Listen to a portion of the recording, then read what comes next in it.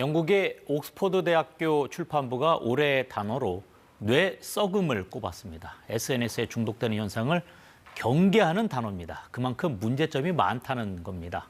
최근 호주가 16세 미만의 모든 청소년들의 SNS 사용을 금지하는 강력한 법을 도입하기로 했습니다.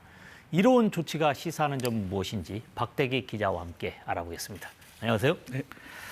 자, 우리 호주의 법 시행 관련돼서 이거 뭐 엄청나게 강력한 법인데요. 지금 이 벌금 규모도 엄청납니다. 450억 원. 네. 이거 뭐 그 청소년의 부모가 내야 되는 겁니까? 누가 내야 되는 겁니까? 이 450억 원 벌금은 부모나 아니면 청소년 본인이 내는 게 아닙니다. 아, 네. 이 청소년들이 이 SNS를 이용하도록 방치한 이 SNS 업체가 최대로 낼 수 있는 벌금이 450억 원에 이른다는 이야기인데요. 네. 그렇게 해서 해당 업체가 16세 미만이 쓸 수 없도록 사용자 인증 제도를 평소에 강화하라는 그런 압박 조치가 되겠습니다. 실제로 유럽은 앞서 아마존에 대해서 개인정보 보호 미비를 이유로 1조 원의 벌금을 매길 정도로 아주 이런 업체들에 대해서 벌금이 강력한데요.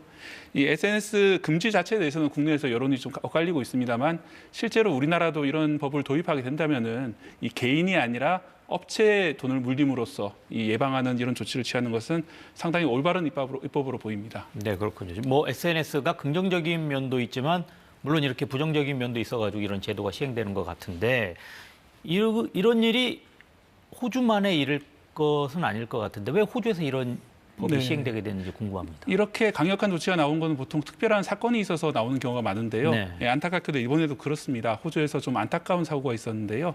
12살의 어린이인데요. 샬럿 오브라이언이라는 소녀가 이 온라인에서 괴롭힘을 당하다가 숨진 사건이 있었습니다. 네. 이 사건이 국민적인 공분을 호주에서 일으키면서 호주 총리도 나섰고 내년 5월 총선이 있기 때문에 급하게 이제 여론이 모여지면서 77%나 지지를 받으면서 이 법이 통과를 한 겁니다. 네, 그렇군요. 지금 이 법이 규제하는 거가 그 모든 SNS를 다 대상으로 한 건가요? 대부분의 SNS가 해당이 된다고 보시면 될 것 같습니다. 구체적인 기준은 정부가 나중에 정할 계획인데요. 네. 일단 틱톡과 페이스북 그리고 인스타그램과 X처럼 이 많은 사람이 쓰는 건 대부분 포함이 되고요. 반면에 유튜브나 왓츠앱은 빠집니다. 왓츠앱은 우리나라 이 카카오톡하고 비슷한 앱인데요. 이 앱 같은 경우에는 교육이나 창작 목적으로 쓰인다는 이유에서 좀 빠졌습니다. 지금 박대기 기자가 언급한 틱톡, 페이스북, 인스타그램, X 이런 업체들 매우 반발이 클 것 같은데요. 네, 말씀하신 업체들이 세계적인 대기업이기 때문에 반발이 나오고 있는데요. 특히 예전 트위터인 X를 경영하고 있는 일론 머스크의 반발이 큽니다. 네. 일론 머스크는 이걸 검열로 보는 것 같습니다. 모든 호주인의 인터넷 사용을 몰래 통제하려는 술수라고 비판하고 있고요. 여기에 대해서 호주 총리는 불만이 있으면 만나서 이야기하자 이런 담담한 입장을 표명했습니다. 지금 이제 어쨌든 이제 업체들은 반발하는 것 같은데 그래도 이렇게 이제 규제하려고 한다고 하는 것은 무슨 근거가 있을 것 같은데요. 과학적인 근거 뭐 이런 게 있습니까? 네, 과학적 근거에 대해서는 좀 이견이 엇갈리고 있습니다. 앞서 뇌썩음이라는 표현을 하셨는데요. 네. 뭐 실제로 그런 근거가 있다, 아니다 이런 반론이 많은 상황인데요. 전문가들은 대체로 SNS를 사용하게 되면은 어린이들이 어릴 때 친구들하고 갈등을 푸는 그런 연습이라든지 실세계에서 아이들을 만나서 서로 소통하는 그런 방법들을 좀 배우는 기회를 놓칠 수가 있다. 이런 점 우려하고 있습니다. 네. 또 우리가 박제한다는 표현을 많이 쓰잖아요. 그러니까 작은 실수를 인터넷에 남겨가지고 계속해서 조리돌림, 어린아이들은 특히 상처를 많이 받게 되는데요. 네. 그런 일들이 있을 수 있기 때문에 이런 걸 우려하는 그런 경우가 많이 있고요. 또 딥페이크라든지 마약 같은 것들이 주로 SNS를 통해서 돌기 때문에 그런 점도 우려가 되고 있습니다. 또 SNS는 화려한 이미지들이 많이 나오잖아요. 연예인이라든지 유명인사들이 많이 나오기 때문에 네. 상대적으로 이제 빈곤한 그런 것들을 많이 느끼게 된다면은 우울증이라든지 수면 장애 이런 것도 문제가 되고 있습니다. 반론도 있는데요. 특히 고립된 아이들도 있을 수 있습니다. 외딴 지역에 사는 아이들 같은 경우에는 그나마 SNS로 서로 소통을 하는데 너무 그렇죠. 고립되는 것이 아니냐.